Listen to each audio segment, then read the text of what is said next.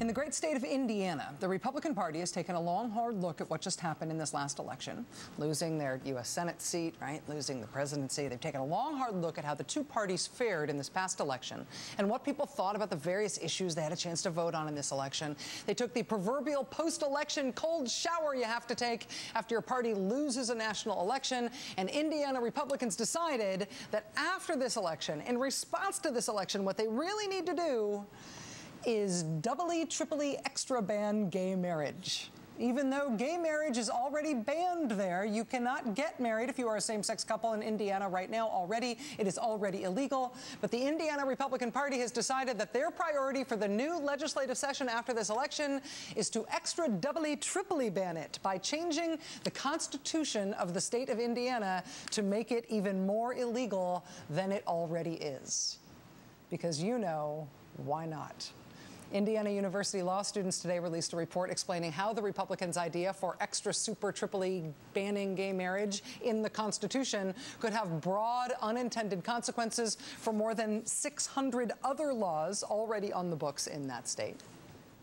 You know, it's funny, if you listen to the Beltway talking about what's going on in American politics right now, the major narrative about what's going on right this second is about this sort of course correction happening in the Republican Party, right? The Republican Party has learned its lesson. If only in the interest of self-preservation, Republicans are right now giving up on these policy stances that cost them so much in this last election, that made their party seem essentially pre-modern. All of this stuff that alienated women and young people and non-white people and gay people. I mean, if you listen to the Beltway media, the Republican course correction on this problem, post-election, that course correction is totally underway. We didn't sell a positive vision. We didn't explain to people what we're for. We have to show that we're serious about reaching out and helping everyone, not just a group here, not just a group there, but everyone in this country live their piece of the American dream.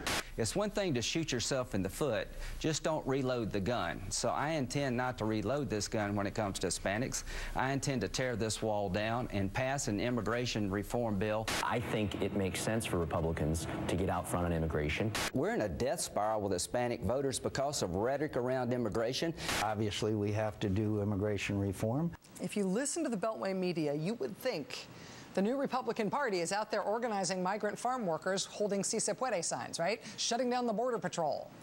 And I'm sure for electoral reasons, the new Republican Party would like it to seem like, A, they're new, and B, that's what they're doing. But where Republicans are really in control of government, like, say, in Kansas, where Republicans control the legislature and the governorship and can pretty much do whatever they want, what's their big Republican Si Se Puede post-election pro-immigration reform move there? A state crackdown on immigrants who want to go to college. We need to shut that down.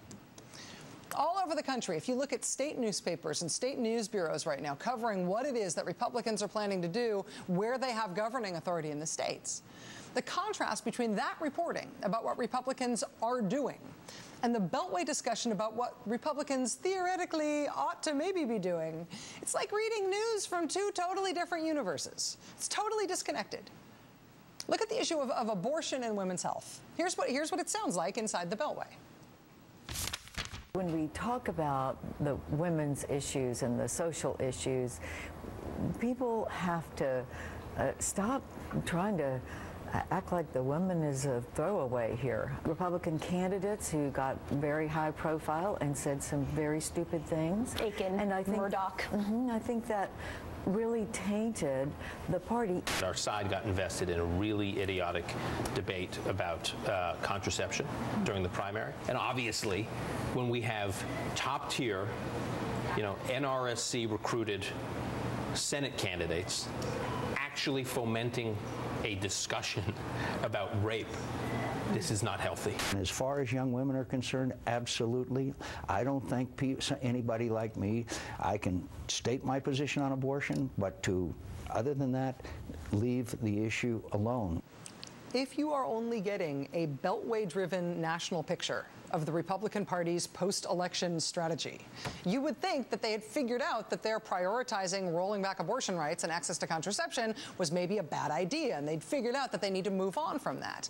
In fact, if you listen to the Beltway media on this, you would think that not only are they learning this lesson, but they've learned it and they have moved on from it, they have changed. Somebody forgot to tell that to the Republicans who are actually running things in this country. One of the first things Ohio Republicans did after the election, one of the very first things they did was to hold a committee vote on defunding Planned Parenthood.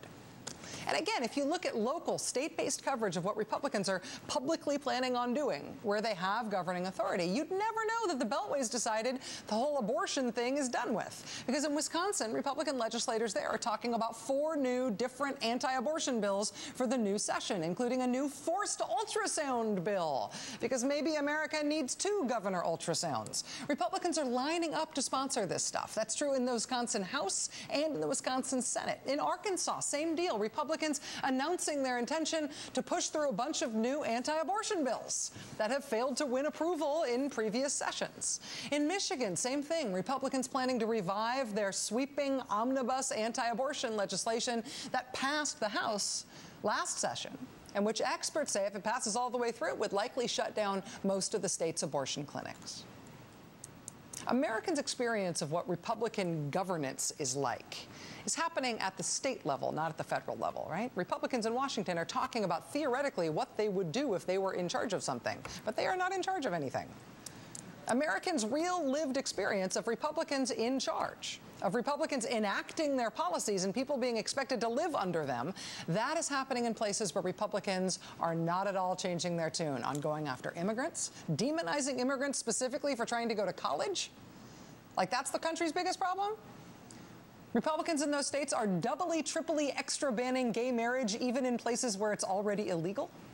Republicans in those places are doing everything in their power to restrict not just abortion rights, but even, yes, still access to contraception. These are not just the fights that brought us the 2012 election results and then were totally settled thereafter. Republicans are still waging these wars. Somebody ought to tell the Beltway. Or maybe it's funnier if we don't.